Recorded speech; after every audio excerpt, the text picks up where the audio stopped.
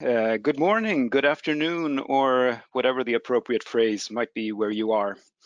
My name is Martin Soderberg, and I'll be the moderator for today's webinar. And today we're going to have a look at TCO Certified Generation 9 Draft 1.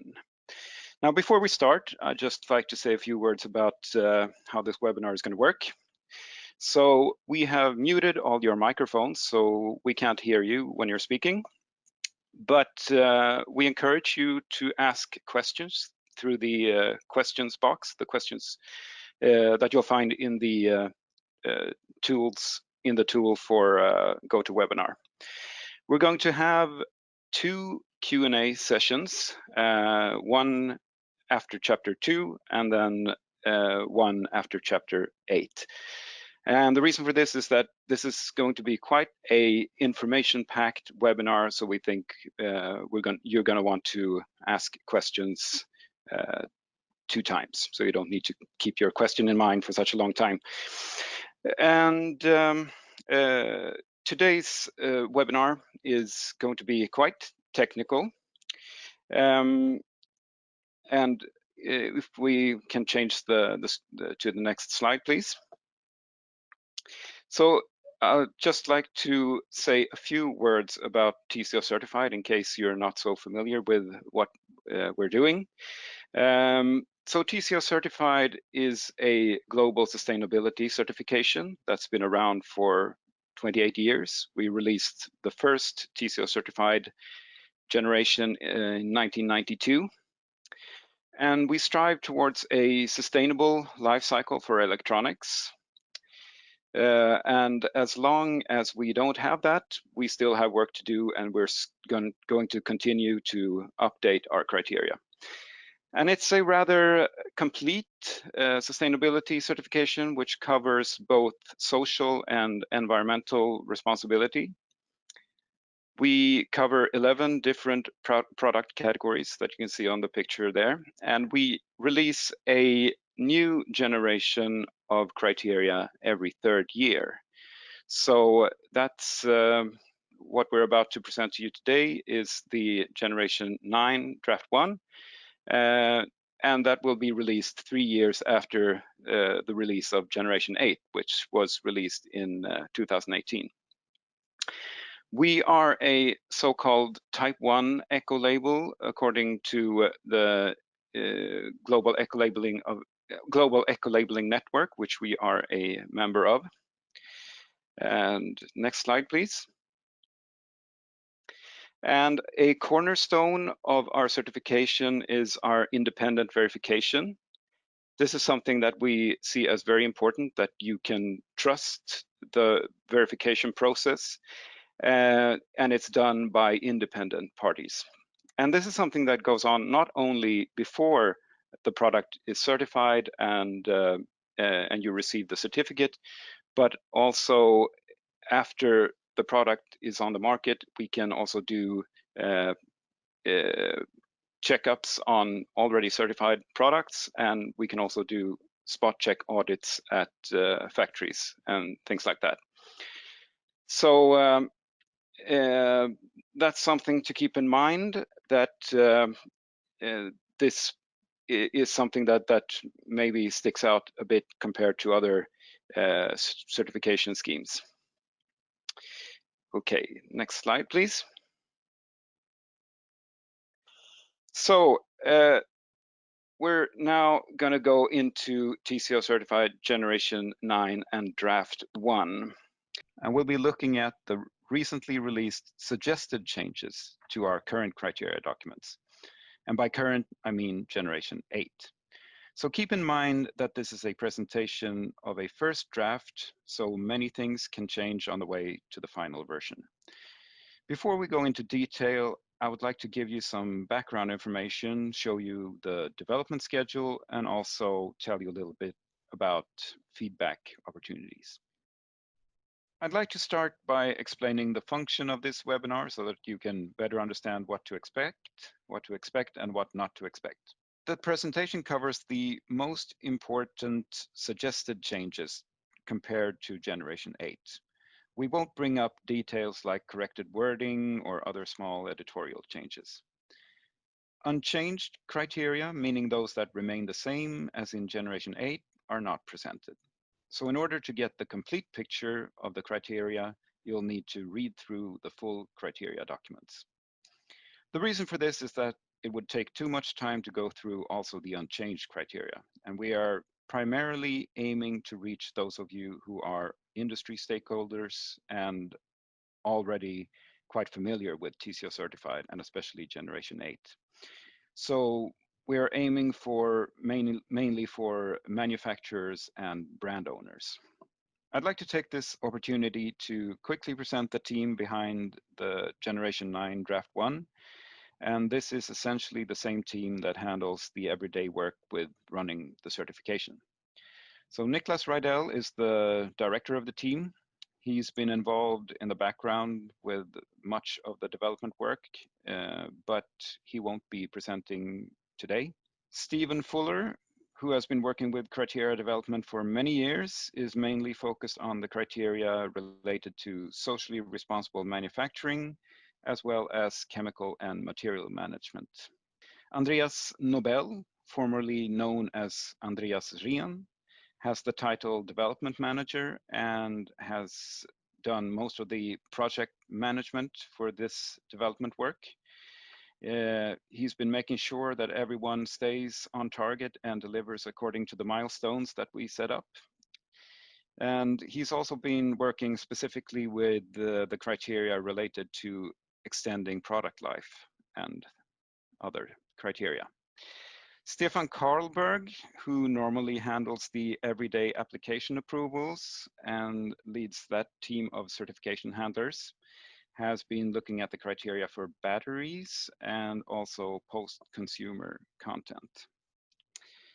Victor Wenström, who is our quality manager and also our software development guru, has been mainly working with the energy criteria plus user health and safety related criteria and the SPIs. I'll tell you more about that later.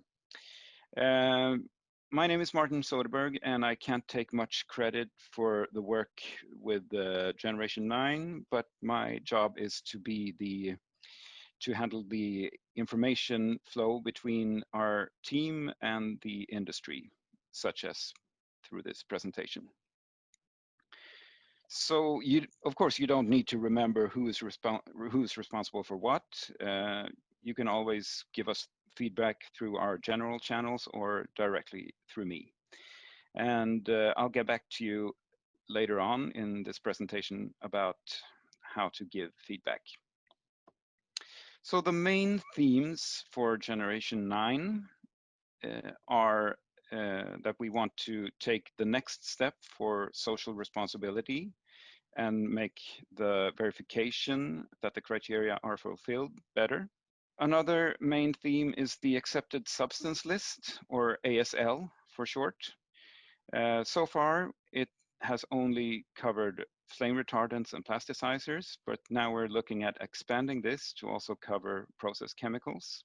Another big theme is that we want to take the next step for circular economic solutions by extending the lifetime of products and promoting reuse. Another thing is better benchmarking through the sustainability performance indicators, or SPIs. We want to move from a mere pass or fail system and making it easier for buyers of IT products to compare and make informed product choices. So this is the timeline for the development of Generation 9. We released the first draft on November 6, and we welcome your comments and feedback until January 8th. And from January 8th, we'll have a closer look at the comments we've received and possibly make some changes before the release of Draft 2. Draft 2 is scheduled to be released on February the 22nd and will be open for comments during 1 month. The reason why this period is shorter is that we will hopefully be more clear where with where we want to go with generation 9, and also we'll need a longer period to get all supporting documents and adjustments of the system in place before we release the final criteria document. And the final criteria document, or more correctly, the first version of the final criteria document for generation 9, will be released on June the 1st. And from that date, it will be possible to start doing testing and document verification together with one of our verification partners. However, and this is important to take note of, we will not release any certificates for generation 9 until we arrive at the launch event, which will take place in early December 2021. This means that if you send in an application during the period where it says application open between June 1st and early December, you'll first receive a certificate covering the current generation, which is generation 8, and we'll also inform you if you pass generation 9 or not. And then on the launch event, we'll present all the brands that are first to reach generation 9 in no particular order, and there will be some kind of marketing event. If it will be online or live depends on the COVID-19 situation, of course, and hopefully it will be a combination of both. So how can you give feedback on this first draft? Well, you're of course welcome to do this in any way or form that you want, but I'd like to tell you that we have set up a dedicated website where you'll find all the information about the development of generation 9, and I'll show you that in a minute. You can email to us, preferably through myself or Andreas Nobel, the project manager for generation 9. And of course, we're also open for the possibility to have online meetings. So just reach out to us and we'll try to accommodate that. So let's have a look at how to reach the Generation 9 website.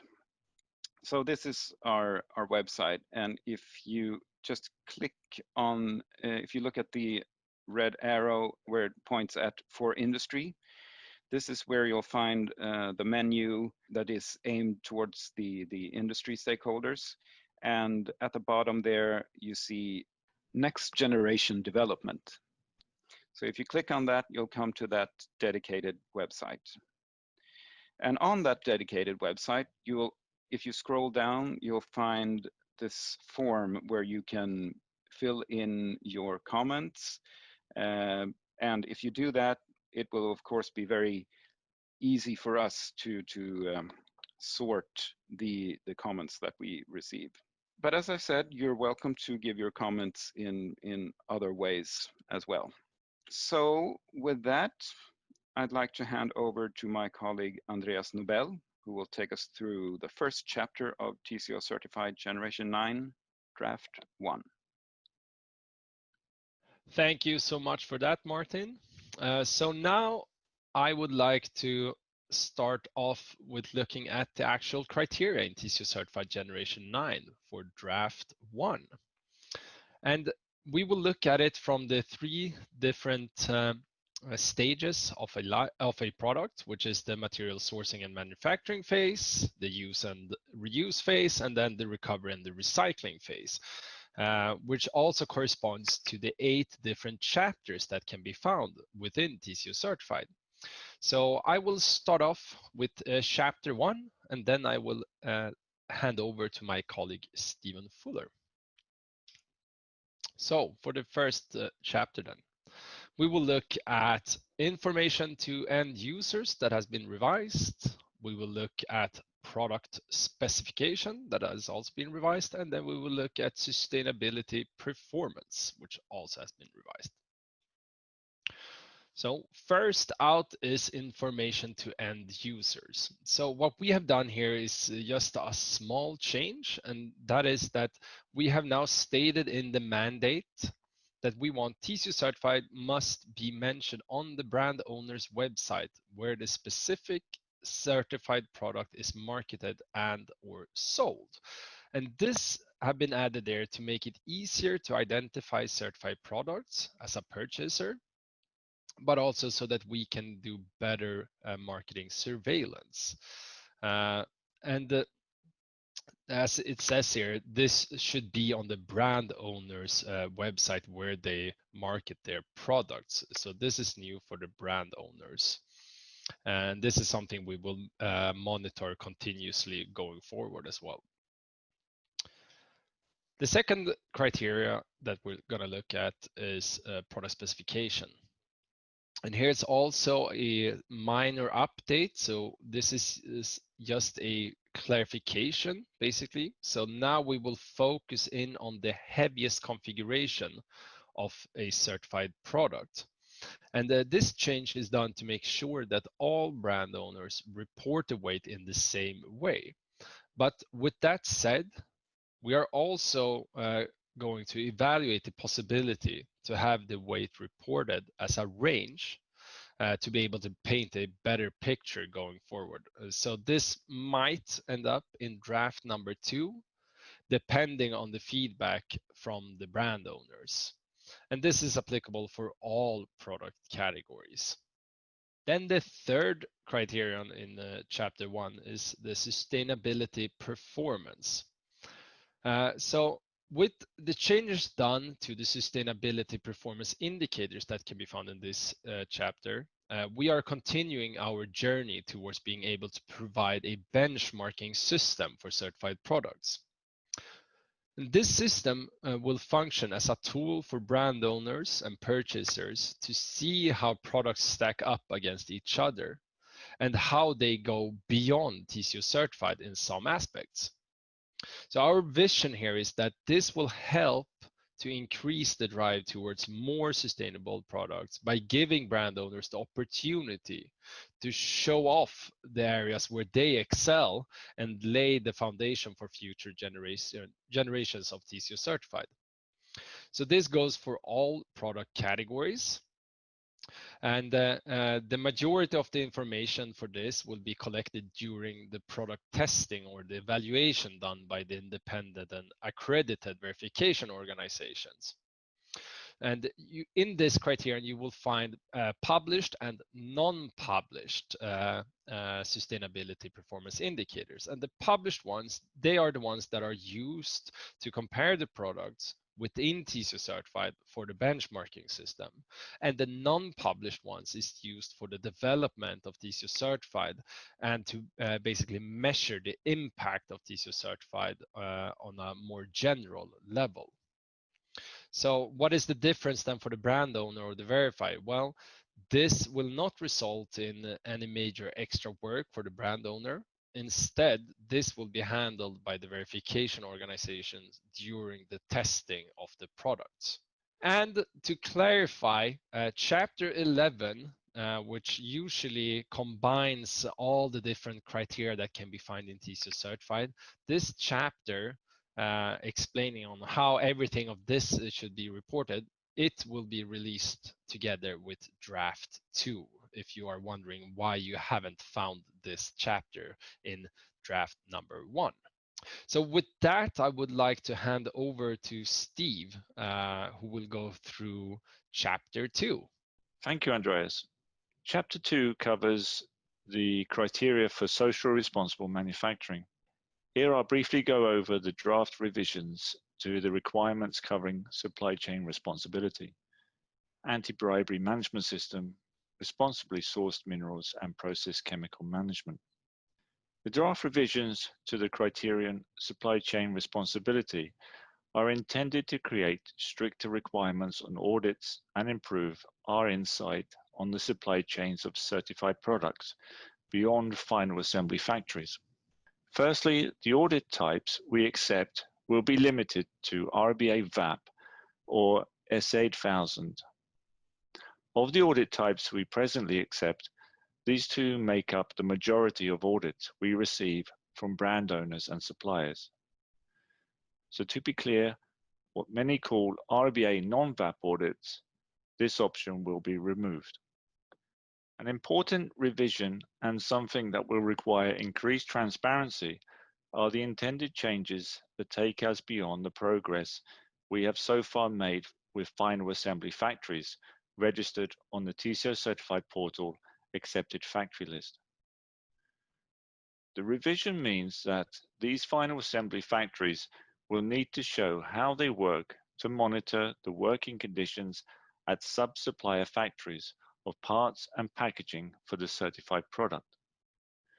For this, we will require proof that an approved code of conduct is communicated to the suppliers and that there is a process to ensure that they are working in a structured way to follow the code. Proof of compliance to these points is through the audits conducted at the final assembly factories, since they are included in RBA VAP and SZ1000 audits. As mentioned, the draft sets more demands on transparency in the supply chain of certified products. For this purpose, we created the supply chain identification template. This is a tool that requires data to be submitted from each final assembly factory registered on the certified portal, accepted factory list. The template will help us understand and map the major suppliers of parts and packaging for certified products that present the highest risk for social and/or environmental impact. With this data, we can then focus where resources should be placed in order to have the best impact for improvements. Depending on the type of risk, either additional social audits or chemical management information may be required to be submitted by the sub-supplier. Beyond audits, a new option included in the requirements for socially responsible manufacturing. To address the challenges of audits identifying problems of freedom of association, unionization, and varying levels of worker representation at different factories, we now present this unique option for final assembly factories that have democratically functioning trade union or worker representation to prove compliance to the levels we set out in the draft document. This is not a mandatory requirement, but rather an option to factories that wish to prove they have a well-functioning union or worker representation. The business benefit for undergoing this assessment is to improve their risk category rating on the TCO Certified accepted factory list. Anti-bribery management system.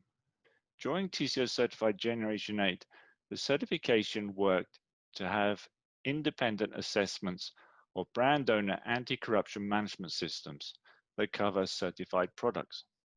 The minimum level was to prove by independent review compliance with the International Chamber of Commerce guidelines for anti-corruption and whistleblowing.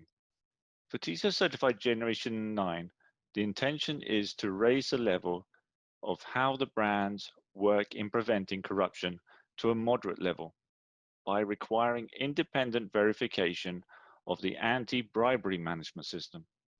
Proof of compliance to this revised mandate will be through submitting an ISO 37001 certificate or by completing a review of the anti-bribery self-assessment questionnaire, supporting documentation, and interview by an approved independent verifier. Connecting the mineral source to product. This is a revision of our mandate for responsibly sourced minerals.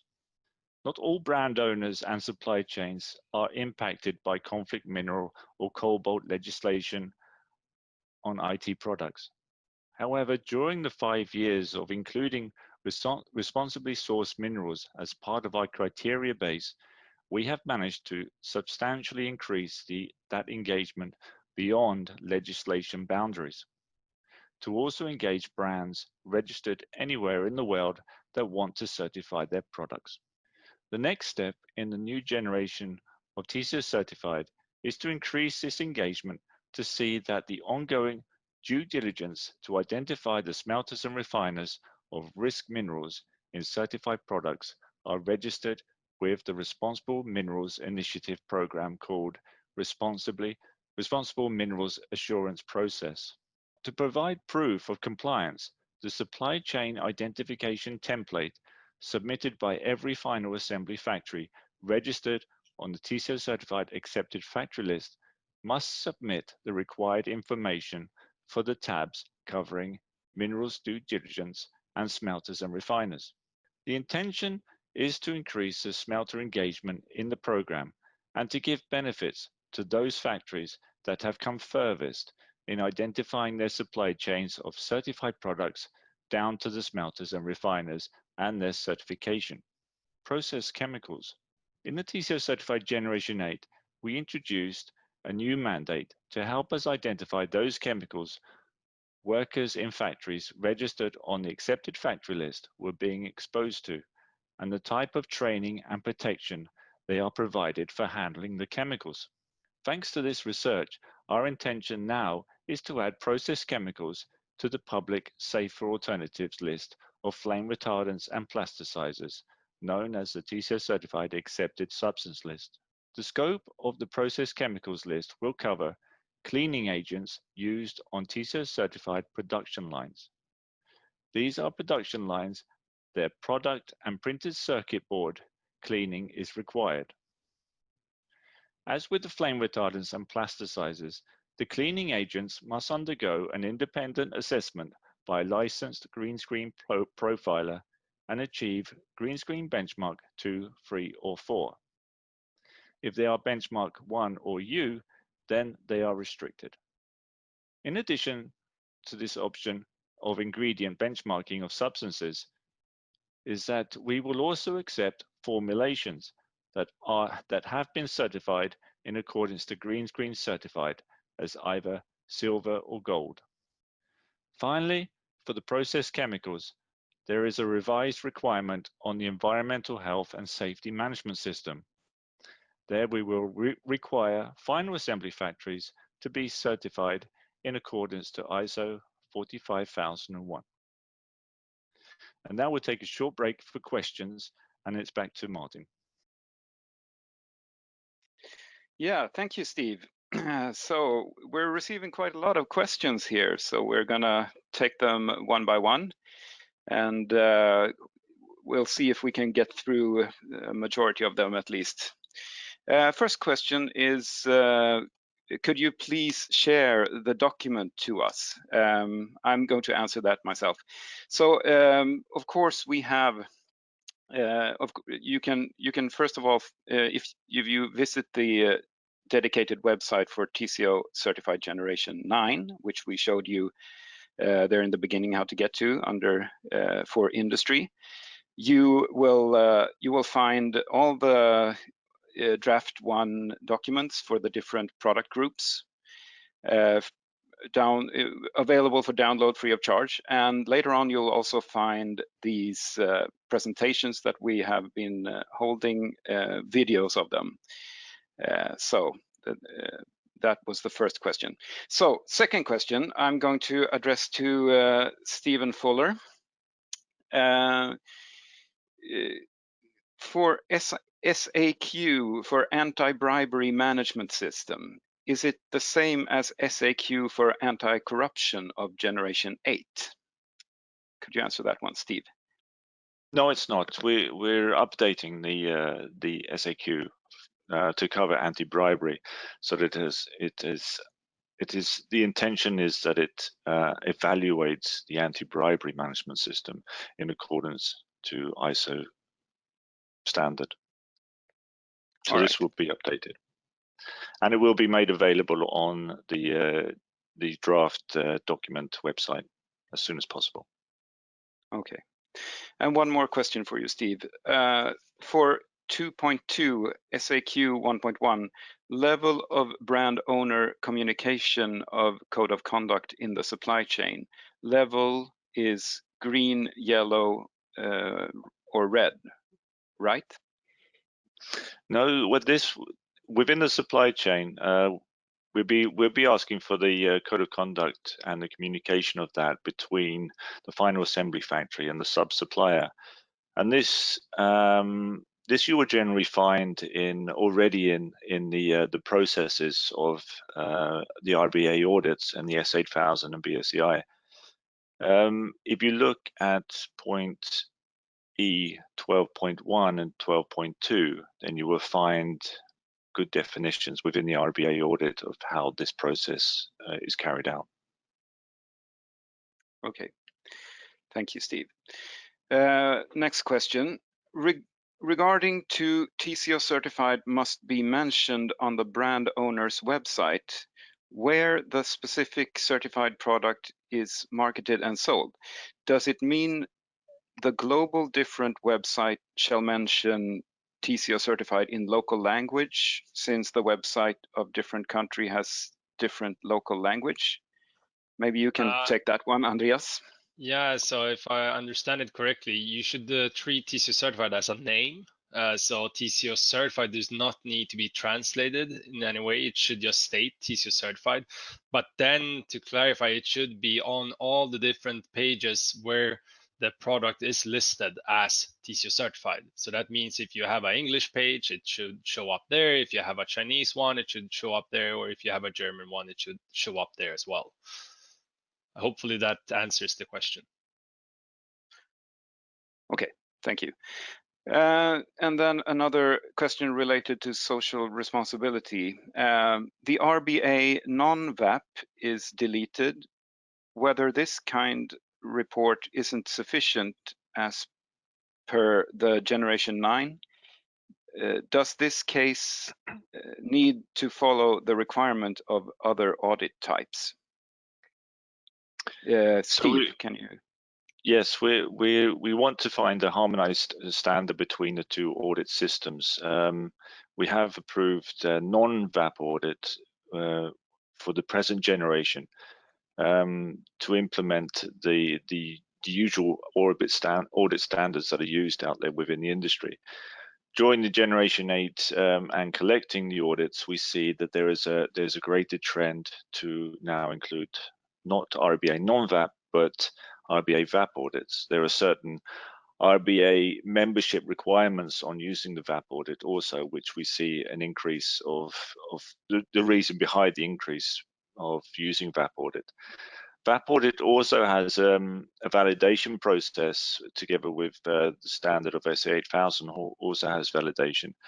So this is something else that we'd like in the comparison, which a non-VAP audit doesn't have. And also a VAP audit will by default include the whole factory under one license, business license, which a non-VAP audit leaves open, that it can be restricted to just lines. So in TCO Certified, it's always been that an audit shall cover the whole factory. And this, by removing that non-VAP, would be an extra process of validation that we at TCO Certified or TCO Development won't need to do anymore. All right, one final question before we continue with the presentation. What is the major parts or components for the sub-suppliers? Can we decide which of them are major by ourselves? I think that one. Yeah, that's for me. It's for you, Steve. Yeah, you will find on the draft website the template, the supply chain identification template, and in that template we list those major suppliers or those suppliers, sub-suppliers that we are interested in receiving information. So please go to the website and see the list. It's a dropped list, and if you go into that tab, then you will see them. All right. Okay, thank you, Steve. And that was all the questions that we received now during this first Q&A session. So we're going to continue with the presentation, and there will be a second Q&A session. So please continue to keep sending in your questions, and we'll take them after the last presentation. So now we're going to have a look at Chapter 3, Environmentally Sustainable Manufacturing, and the changes and new criteria that we have introduced here. So the first one is for the existing criteria, energy efficiency indicators, where this is just a minor change where we have updated the submittal date to April from end of August in order to harmonize with the other submission dates in TCO Certified, and especially the ones in e-waste compensation criteria. And this has been done in order to reduce the number of different dates that the brands need to keep track of. For the next criterion, we have energy management system, which is a new criterion for TCO Certified Generation 9. So working with energy improvements is important in multiple aspects of a product's life cycle, and not just in the use phase. So we have a long-term goal of approaching energy use in the manufacturing of IT products, and especially further down the supply chain. So with this new criterion, we are taking the first steps by introducing ISO 50001 as a requirement for final assembly factories that manufacture TCO certified products. We are giving all factories 18 months time to implement ISO 50001, as we know that this process can be time consuming for factories that have not had any energy management system previously. And we also know that a large portion of current factories producing TCO certified products already have this implemented. For the next one, we have post-consumer recycled content and renewable materials. This is a mostly new criterion where we're looking to strengthen our position on renewable and post-consumer recycled materials in TCO certified products. So the goal with this criterion is to provide a more fair and accurate picture of the amount of renewable and post-consumer recycled content in products.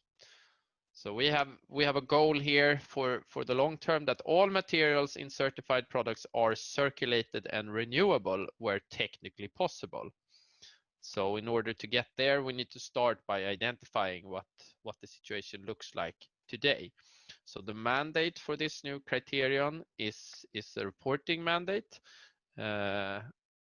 And the different reportings are percentage of post-consumer recycled plastics by weight versus the total weight of all plastics, percentage of identified post-consumer recycled materials by weight versus the total product weight, and percentage of identified renewable materials by weight versus the sum of the product weight minus the post-consumer content weight.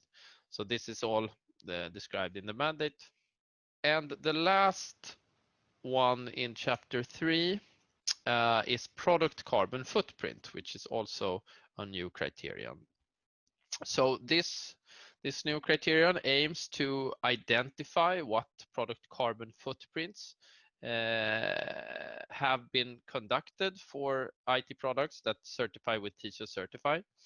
So our main goal is to identify what methods and what age of data has been used, and to what degree of uncertainty these products' carbon footprints have been performed. So the criterion encourages more extensive product carbon footprints in order to drive data gathering of hotspots for the manufacturing of IT products, and in order to establish better product carbon footprint measurements in the future.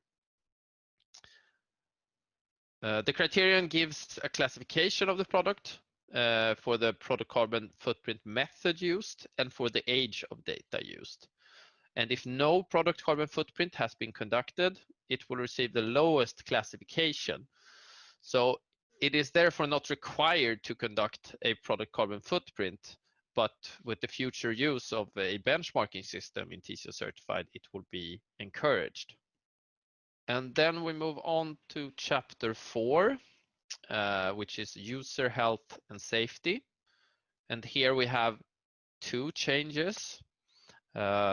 The first one is regarding electrical safety, where we have updated the standard, or we have updated with the new EN/IEC 62368-1, which replaces EN IEC 6950 and EN IEC 665, as these have become obsolete and will be replaced by this new standard in the end of December this year.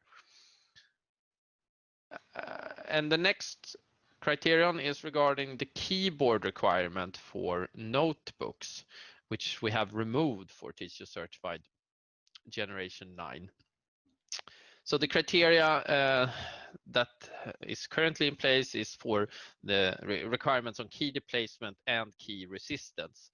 But we have found through our research that the industry standards already manage this, and we feel that the benefits of keeping this criterion and the extra testing that it incurs is very low, which is why we are removing this in TCO Certified Generation 9. Okay, and then we have Chapter 5, Product Performance. Here we have two changes: energy efficiency and performance benchmarking. The first one, energy efficiency. Here we have updated Energy Star versions that are required for compliance.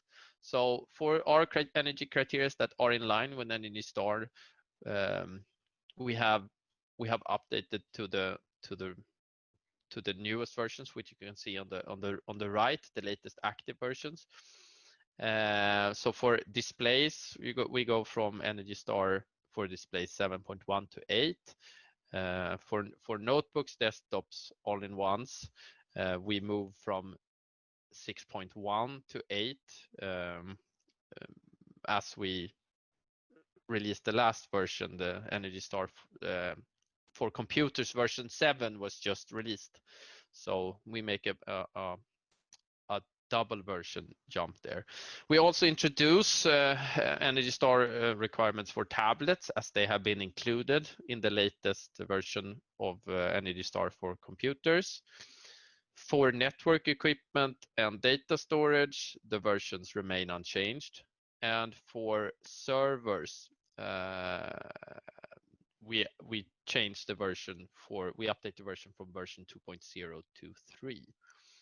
And as a clarification, as previous generations of TCO Certified, the requirement is not to be Energy Star certified. It's the requirement or the mandate for this is that the product meet the energy efficiency requirements of that standard. And then we have performance benchmarking. This is a new criterion for our computer products, for notebooks, desktops, all-in-one PCs, tablets, and smartphones. With this new criterion, we aim to quantify the capabilities of computer products in order to categorize products into different use scenarios. So the goal is to give purchasers additional information in regards to what type of work different computer products are suited for. And another goal is to estimate the usable lifetime of a product based on its performance in relation to historically computational development. So basically, to be able to predict how long a product can be used for a certain type of work. So the mandate in this criterion requires that computer products be evaluated with the use of PC Mark test suite. So this will result in a couple of different scores for both performance and battery use time. And the results will then be used by TCO Certified as a component of the benchmarking system.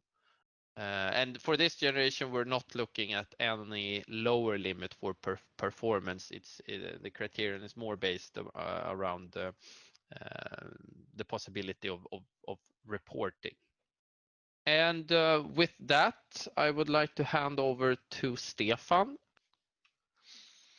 Thank you, Victor, for that. And I'm going to continue with Chapter 6, Product Lifetime Extension. As you can see here in the agenda, I'm going to talk about a few of the revised criterions, and we have two new criterions here. And the first one is replaceable components. So we have now added benchmarking. And for the benchmarking, we have added repairability assessment for fasteners and connectors, necessity of tools for repair and upgrades, availability of spare parts, and comprehensiveness of available information. And here we can see that the class A is the highest that you want to achieve. And the verification is through the service manual. The assessments that we have looked into for this criterion is based on the standard EN 45554. And the brand owners will be able to differentiate the durability of repairability of their products. So just to summarize a few of the changes that we have done in the revision of this criterion is the first one, that we moved the critical replaceable components from servers and storage and network equipment to the general criteria replaceable components. So now you can find in the draft that everything is connected into one criterion instead of two criterions. We have also added CPU as a critical replaceable component for all-in-one products. And we added the benchmarking, as I talked about. You will be able to read much more about the benchmarking evaluation in the clarifications of the criterions. And just to say a few things here, that if you had a product certified towards TCO Certified Generation 8 that fulfill these criterions, it will also be fulfilled now with this criterion. But if you don't have the extra documentation, we will get this product will get the lowest class as a default score instead. So for the brand owners, there's no major changes, and for the verification of the criterion, we will look into the service documentations, the service manuals, to be able to do these assessments of the different criterions that I talked about in the previous slide. And then we have product durability, and this one is revised. It has been a minor change because the standard that we used in Generation 8 has now been updated, and it's called MIL-STD-810 with an H at the end instead. So there's no technical differences, it's only a reference difference. So no major differences here. And the applicability is the same. So just make sure that you have the latest standard and everything will be good. And then we have battery longevity. This criteria as well has been revised. We added a benchmarking score on longevity of the battery in the product. We have now increased the minimum requirement from 60 to 80% of SOC of the initial capacity of the 300 cycles. We have also added new tests from the standard. There's 3 new tests, and then we have a new reporting update. So the first one is charge capacity retention and recovery. We have measurement of internal AC resistance and measurement of internal DC resistance. And for the report of cycles, before we have only reported the 300 cycled, and now we want you to report all the cycles up to 300 cycles. And we have done those changes because we want to move away from talking about the cycles of the battery, and we want to have estimations based on years of lifetimes rather than battery cycles. So in order to make those new estimations for the battery, we need to cover at least those new test measurements in this criterion. So for brand owners, I would like to highlight that when you send in a new battery for testing for TCO Certified Generation 9, you need to make sure that they include the testing for those new 3 new testers, and make sure that they can report all cycles to our portal. And for the verifiers, you need to make sure that you will be reporting the new data that we collect in this criterion. And then we have battery information and protection. So the brand owner must provide a battery protection software that can lower the maximum battery charge level to at least 80%. This software must then be pre-installed on the product. And the second point in this mandate is that the brand owner must also provide a software that can determine and monitor state of health, state of charge, the number of full charge cycles that the battery has gone through, and peak performance capability. So we included this new criterion because the degradation of the battery is more complex than only looking into testing of the battery itself. So now we look into the user phase of the product. So when the product has more information about how the battery is performing in the product, they can make a more efficient decision on when to replace the battery, or when they should actually replace the whole product. So for instance, with peak performance capability, what we want to make sure here is that the user could look at the product and see that, oh, my battery is not performing at 100% anymore, and my peak performance capability of the whole product will now be limited. So if I then change the battery, my product will perform much better. So this is why we introduce this new criterion in TCO Certified Generation 9.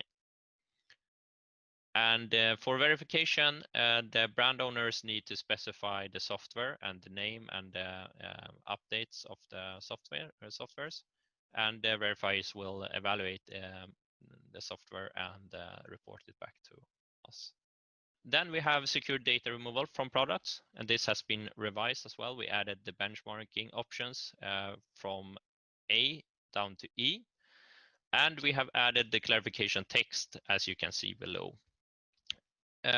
We got a lot of feedback in Generation 8, and that's why we now have installed this clarification, where pre-installed data encryption technologies that allow for erasure or removal of the encryption keys eliminates the need for media sanitation and can be seen as compliant with this criterion.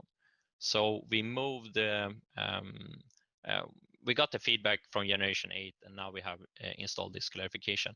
And on top of that, we also moved secure data removal from storage to the general secure data removal criterion. The same as we did with the replaceable components. So now we are just combining, so we have one clear criterion that talks about this. And the next one is standardized external power supply. So this is a new criterion that looks into notebook, tablets, smartphones, headset, and desktops with external power supplies up to 100 watts of power. They must be able to be charged through the USB Type-C connector according to the standard EN or YEC 60002. And the same way, if the product is then shipped with an external power supply, it must support charging through the USB Type-C connector on the product. In this criteria, we have also added a benchmarking class. The benchmarking for this criterion is depending on how detachable or not detachable the cables are to the power supply. So if you have a power supply that can detach and attach the cables, you will get a higher score. This criterion is also harmonizing with the EU GBP standardized external powers. And the next slide is here. So now I'm actually finished, and I want to hand over to my colleague, Steve. Thank you. Thank you, Stefan. So now I will go through Chapter 7, Reduction of Hazardous Substances, criteria that cover halogens and non-halogenated substances. So this slide covers two mandates. One is our restrictions on halogenated substances, and the other covers the non-halogenated safer alternatives identified on our accepted substance list. We have for many years restricted the use of halogenated flame retardants from plastic parts over 25 grams, whilst giving exemptions to printed circuit boards, cables, and electronic components in certified products. In the draft version of these mandates, the exemption for printed circuit boards is removed. This will mean that flame retardants used on plastic parts, including printed circuit boards, that weigh more than 0.5 grams must only use non-halogenated safer alternatives that appear on the accepted substance list.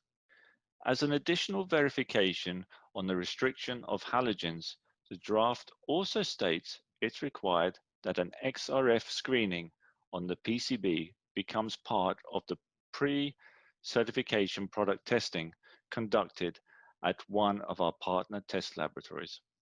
And now I hand back to Andreas. Thank you, Steve. So for chapter 8, we are going to look at 2 different criteria. So the first one is e-waste compensation, which is new. And the second one is about material coding of plastics, which is an updated or removed criterion for some product categories. But first out is the e-waste compensation. So this one is actually something that were called take-back system before, that has now become e-waste compensation. So what we want to do is not just to have a criterion saying that you need to have a take-back system, but instead we want to start track a couple of different parameters. And the first one is, of course, how many products, how many certified products that are manufactured, which is something we're already tracking.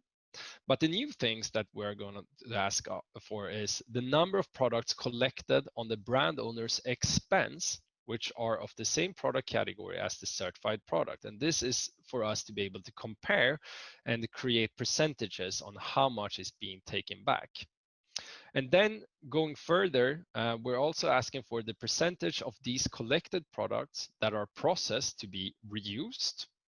And then the same goes for the percentage of these collected products that are recycled. And with this, we will be able to paint a picture over time of how the industry is moving and use this in our benchmarking system. We will also ask for information about the name, addresses, and standards fulfillment of the reuse and recycling facilities that are being used for these collected products. And this will lay the foundation for something we will call the accepted recycler list or accepted remanufacturer list. And this will help drive business towards those recyclers or remanufacturers that are doing a better job compared to others, so that we can increase the more responsible handling of products when it comes to the end of life phase. And so this is the first step here. So in generation 9, to summarize, we have a criterion on the reporting of volumes and facilities. And then in generation 10, we're looking at introducing some sort of minimum levels maybe for these. And then for generation 11 and beyond, we're looking at further increase these minimum levels of reuse and recycling, basically. Then if we move on to the next criterion, which is material coding of plastics, we have done a lot of investigation regarding this and seen that for smaller devices, the sustainability benefits are actually quite limited.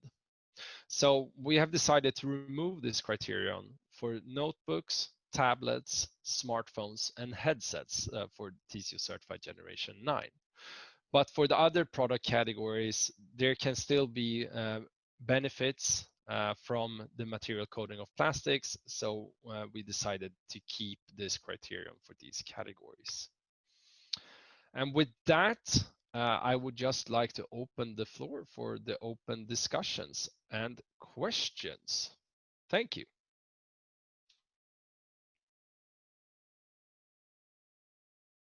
Right, thank you, Andreas. Yeah, we're receiving many questions, but don't worry, we'll try to get through them all. So, and first of all, I'd just like to apologize for, I know some of you had some problems with the audio, and if that happens again, you need to refresh your site, the website. So my apologies for that. Okay, so let's go into the questions. First one.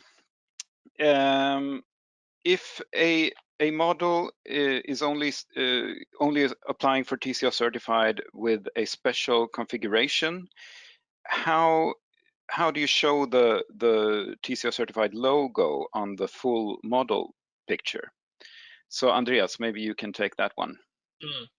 Yeah, so for TCO Certified to be able, or to even be able to certify a product to TCO Certified, there needs to be some sort of unique sales name for that model. So I don't see that as a problem because there already needs to be a specific product site for that model that is certified. All right.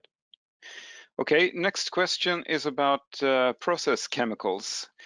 For the process chemicals, we need to provide both green screen benchmark certificate and ISO 45001, or is it enough with just one of them? Steve? It's both. So you will need, as a final assembly factory, contact your chemical supplier to make sure that the process cleaners that are used on TCO certified production lines only include ingredients that are on the accepted substance list, or that you're only using products, chemical products that are on the accepted substance list. The management system at the final assembly factories should be independently assessed in accordance to the ISO standard. So these are separate things, but the final assembly factory needs to assure both are being complied with. Okay, thank you, Steve. So next question. What is identified post-consumer recycled materials? Can you give us any examples? Andreas? Sorry, may I please say that again? I was handling all the other questions that's coming in. So. All right, yeah, we have a lot of questions coming in. What is identified post-consumer recycled materials? Can you give us any examples? Yeah, so post-consumer recycled materials is the materials that has already been used in another product. So that does not, so for example, what is not post-consumer recycled content is like industrial waste that is being taken care of and then being recycled. That is not post-consumer recycled content. So the material needs to come from a product that's already been on the market, basically. Yes, and maybe we can clarify a bit about how. So we won't. I mean, it's kind of up to the brand owner to go as far as they want to with the identification of these different materials used in the products, because by doing this identification, you will receive a higher percentage Exactly. of identified materials, which will result in a better score and show better on the certificate. So it's a bit of a dynamic scenario where the more you do as a brand, the better it will show on the certificate, basically. Yeah. Good point. Okay. All right, next question about ISO 50001. Is there any alternative to this? For example, if you can show that you have improved energy performance by at least 5% in the last 3 years, could that be instead of having an ISO 50001 certificate? Yeah, so currently we don't have plans on introducing this, but we will evaluate all the feedback that we receive from this first draft, and then we might need to do some changes and look into that for draft 2 then. All right. So next question is again about post-consumer recycled content and renewable materials. I'm not sure if you know the exact wording here, if you can find it. For the 3.4.1 mandate, I think that brand owner is typo. Is there, have you had any possibility to look into that wording on criteria on 3.4.1? No, I think we'll have to get back to that, but we got your email address, so we'll get back to you with an email on that one. All right. Okay, next question. What's the specific requirement for final assembly factory in product carbon footprint? Yeah, so there are no specific requirements for final assembly factories in this requirement. I'm not quite certain how to answer it. Otherwise, it's on a brand level to do this LCA and or the product carbon footprint and send to us. So there's no specific requirements for final assembly factories in the criteria. All right. Okay, Similar question here, perhaps. The LCA report can be compiled by brand owner. Is that right? No need to get it verified by a third party? Yes. Question mark. That is correct. Okay. Okay. Next question. EPA agrees to use the same model for compliance and non-compliance configuration. Can TCO Certified also follow the same rule when you are looking to align with Energy Star 8.0? Yeah, I'm not quite sure. I mean, yes, it's possible to have a certain model, and that model may have different configurations, and some of those configurations pass the Energy Star standard. But for TCO Certified, at least, then for a specific sales name, that whole configuration, all configurations of that product must be able to pass the Energy Star criteria. So I think it depends on the marketing of the product. If it's clear, if there's a specific model and there are certain configurations that are able to pass the Energy Star criteria, and some are not, then it needs to be super clear in the sales name and marketing of that product in order to understand which are able to pass TCO Certified and not. So I think that's more of a case-to-case question, and we could take that discussion further in email, I believe. Yes, we have the name and we know who Yes. you are. All right. Next question. If we get a benchmark C, could we still get a TCO Certified certificate? Yeah, of course. So the benchmarking is to create this sort of internal competition in between the brand owners, but also a tool for the buyers to be able to sort products based on their specific areas of interest. So let's say that a buyer is interested in energy efficiency, they will be able to map out those products that are better compared to others, or if they are more interested in chemicals in the chemical area, they will be able to get out the products that are doing better compared to others. But there's no lower limit that you need, for example, a benchmark C or a B or A to pass for TCO Certified. You will still need to pass all the criteria as before, but on top of it, all the products will get a benchmarking score based on a lot of different parameters. So that's the difference. All right. Okay, next question. I'm not really sure what this refers to, but I'll read it out and see if we can answer it. Do Sure. you mean information for the end user? Does this count also for existing products on the market? That is impossible. I think we need some sort of clarification for that. Yeah, but I think this question, we got another question for the same person. Okay. And I think it has to do with the battery information of state of charge that I talked about before. And I would like to clarify that first, this criterion is for the notebooks, smartphones, and tablets. So I think that could clarify a bit. And then I would like to say that for existing products, we usually do that. For this criterion will be for generation 9, so you need to certify for generation 9, and then existing products on the market will not be, correct me if I'm wrong here, but they will not be mandatory to do this. Yeah, I'm not sure if they meant the batteries, so I don't want to go into specifics before I know the full extent of the question. Yeah, so if you feel that you don't get a full answer from us now, of course, feel free to email us and we'll go more into detail.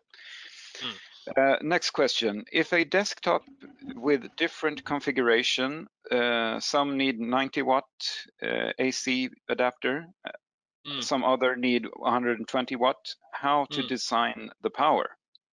Yeah, so basically what the criterion state is that if the product is specified to use below 100 watts, it should be shipped with a USB Type-C charger. And if it's specified to use above 100 watts, it does not need to be shipped with a USB Type-C.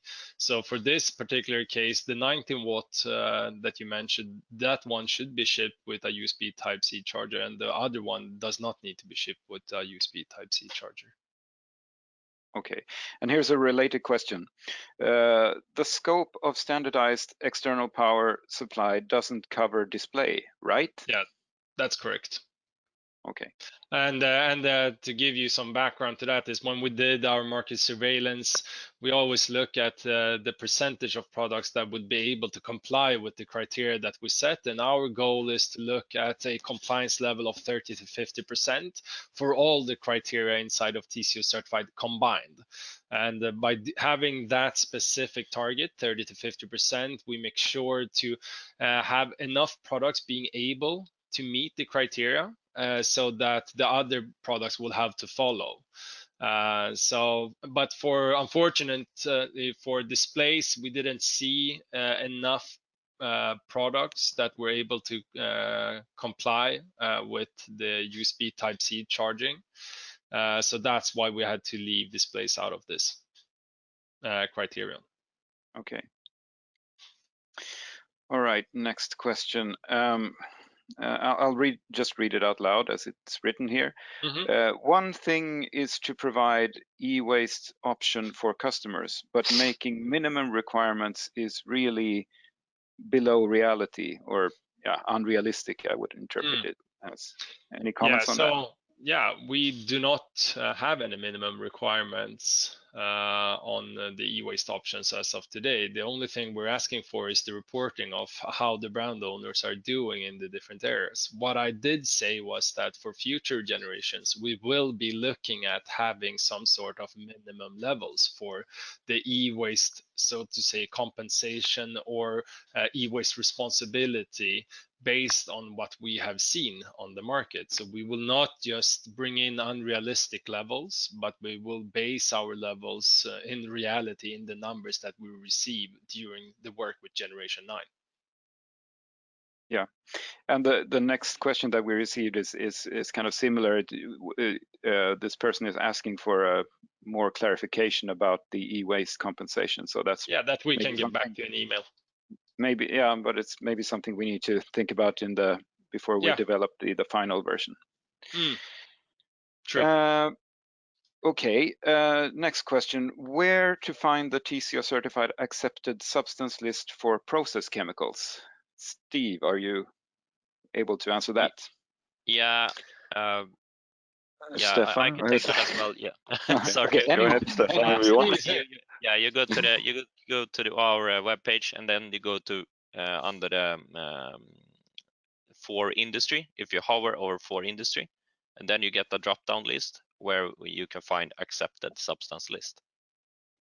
Yeah, but the process chemicals is under evaluation presently, so I hope to have the list up on the website as soon as possible. And this will be, this will be separate, so you'll see it on the draft web page. So these are presently under evaluation, but I can see that within December, I hope to have the first list up. All right. Yes. So we have a current accepted substance list which covers flame retardants and plasticizers, and that one you can find. But what Stephen is saying is that we'll later on come up with one that also covers process chemicals. All right, next question, 6.5.2. If we are on Class C, could we apply TCO Certified? Yes. All right, short answer. That's great. Next question, can we find, okay, this is basically the same, the accepted substance list, where you can find it. Next question is, the performance benchmark is a great idea. How does TCO development plan to relate performance and durability since application demand evolved as time goes. User experience and benchmark is a great area to explore, and this allows users acceptance on using products longer life.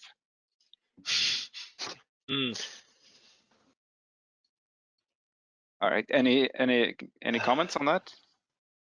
I think we would like to have a little bit more information of the specific question here to elaborate on the answer. So perhaps you could just send in another question on the specific question here so we could answer it more clearly. Yeah, my apologies for this, because I'm as you understand, I'm just reading it as they come in because we get so many questions here. All right, next one about halogen and non-halogen part. The plastic parts weight set to 0.5 grams above. As we know, this is an option requirement of EPEAT. Do TCO also consider to change this requirement as optional requirement or change the weight for plastic parts? Thank you. No, this is Stephen. There are no optional requirements in TCO Certified, so all the requirements need to be fulfilled. So 0.5 grams will be the mandatory requirement for those plastic parts that come in under scope for accepted substance listed flame retardants. All right, next question. Battery health report is great. However, seems an existing functions among major OEM already. An ecosystem to provide users incentive and guidance reducing battery usage? Question mark. Yeah, so I would say this is the first step when we deep dive into the battery for looking into for the users to see the health of the battery. So of course, there's always room for improvements, and this is for the draft one. So we'll see. But this is the first. But another comment on that. Yeah, it is true that the battery health reporting is existing in many OEM companies. What is not existing is the smart charging algorithms, and sometimes the software to limit the state of charge for the products. So you can see, you can look upon this criterion as 3 different things that you will be able to comply with and get a benchmarking scored to. So I think we need to look at the whole criterion to evaluate it. But I agree with you, Thomas, that most of the OEMs already do report the health of the battery, so to speak. We're also getting some comments here on that there are some problems with the video. So once again, if you have issues with the audio or the video, I think you can try to refresh the site, and hopefully that will work. All right. I'm also having problems with video. I can't put my camera on.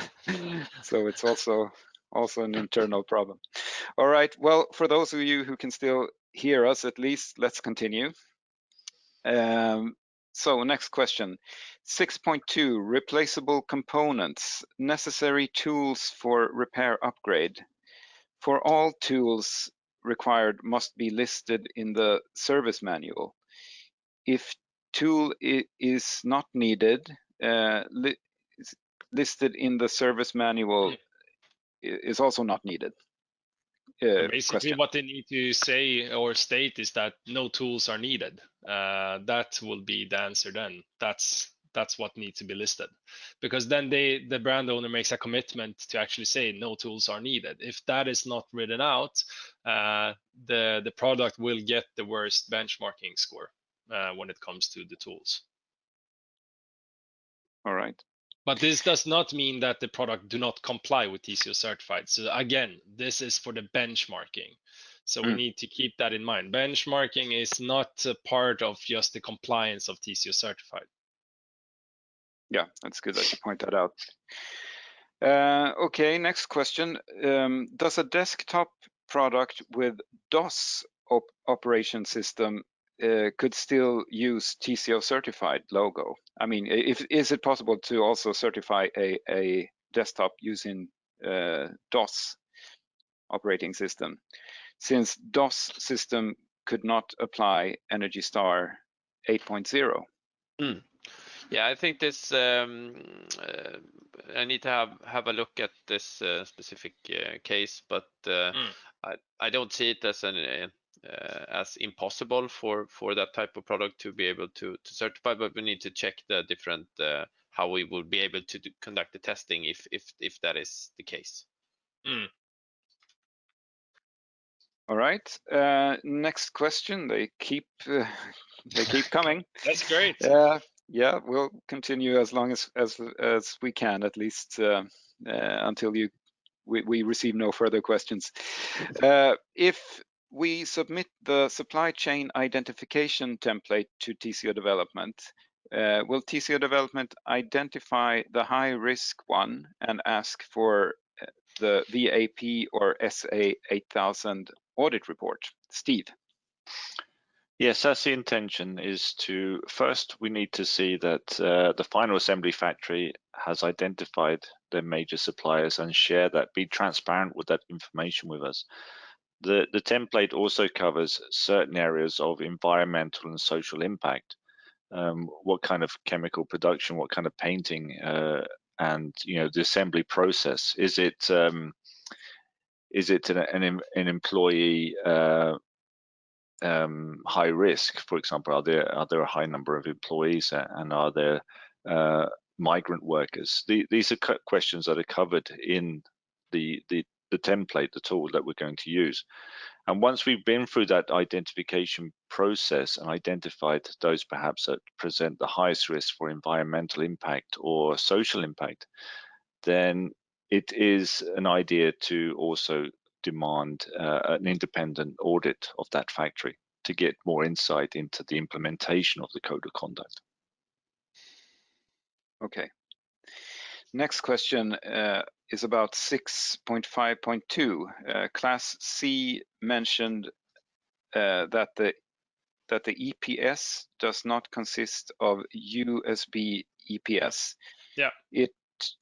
It means that we may not use the Type C USB EPS actually. Yeah, so what this means, so what we did here was that we harmonized with the EGPP criterion on the external power supplies, and what they're looking for is basically if the power supply have a USB connector on it.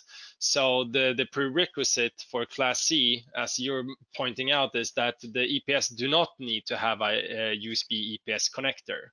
And that is correct, because this is only for the benchmarking. So if you want to have a Class A or a Class B for the benchmarking when it comes to external power supply, the power supply needs to have a USB EPS power connector. So it means the power brick needs to have a port that is USB, so you can connect a USB cable to the power supply itself. But for Class C, then it does not have to have that port on the USB, on the external power supply, on the charger. Mm-hmm. All right. Okay, and we received a clarification from one of the people who answered or who asked one of the questions here, rephrasing the question that we were a little bit confused about. Is PC Mark exclusive to TCO Certified already, or are we open to other solutions? So is PC Mark the only option? Yeah, so what we done during our research there was that we looked at a couple of different suites, and what we found out was that PC Mark was the most independent one that were open for input from different types of manufacturers and developers of both CPUs and other products that can affect the performance in the benchmark a lot. And with some of the other alternatives that we looked at, they were more restricted towards one specific producer of CPUs. So that was the main reason why we went with PCMark instead of any other software. But if you have options that you are considering that are open for all different stakeholders and producers of hardware, please reach out to us and we'll see if we can include that for draft 2.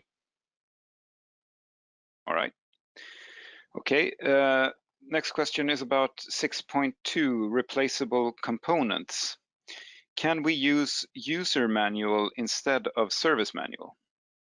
Yes. So the replaceable components criterion has been revised in this towards generation 9. And we still have a clarification that states if instructions on how to replace all the critical replaceable components are included in the user manual, no additional service manual is needed to comply with the mandate. So if the brand owner has the user manual that fulfills the mandate, then it's okay. All right. So next question. I think we've already been talked about this, but let's take it again in case someone missed the answer. ISO 50001 is mandatory for final assembly factories in draft 1. That's a question. Yes, that is correct. Yes. That is Okay. the draft mandate. Yes. Yeah. All right. For 7.2.1, the main PC must provide the test report to TCO. Does it mean only motherboard shall meet the requirement? So this is XRF testing, I think, is Yes, the I question think so here. as well. Yeah, I would guess that's. It's for the halogens. Yeah. Yeah. This So is the criteria. yeah. Sorry, go ahead, Victor. No, so the like the question states that the main PCB must be screened with the use of XRF for bromine and chlorine. So yes, in this case, it means that the motherboard shall meet the requirements. So I guess it kind of depends on what type of product, but in most cases, the main PCB is most likely the motherboard. Yes. All right. And that seems to be the last question, at least. So I think No more questions. Yeah. What? Well, I think we spent almost half of the time of this webinar answering questions, but that's great. That's Yes. what we're here for. Yeah. And of course, if you have questions, if you still have questions that you come up with later, feel free to email me or Andreas, martin.soderberg@tcodevelopment.com or andreas.nobel@tcodevelopment.com. And I also like to remind you to visit our Generation 9 website, where you'll always find the most updated information about Generation 9. And as I mentioned in the beginning, we'll also have short videos, basically the same as we had during this webinar presentation. So you can go there and recap and share with your colleagues if you want. And also, we are of course open for having online meetings with you. So just reach out to us if you have any need for that.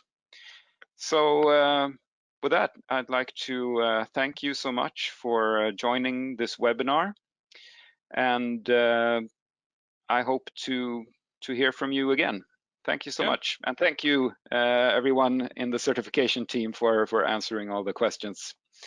Thank you for all the questions. Yeah, thank you. Really good. Bye-bye. All right. Thank you. Goodbye.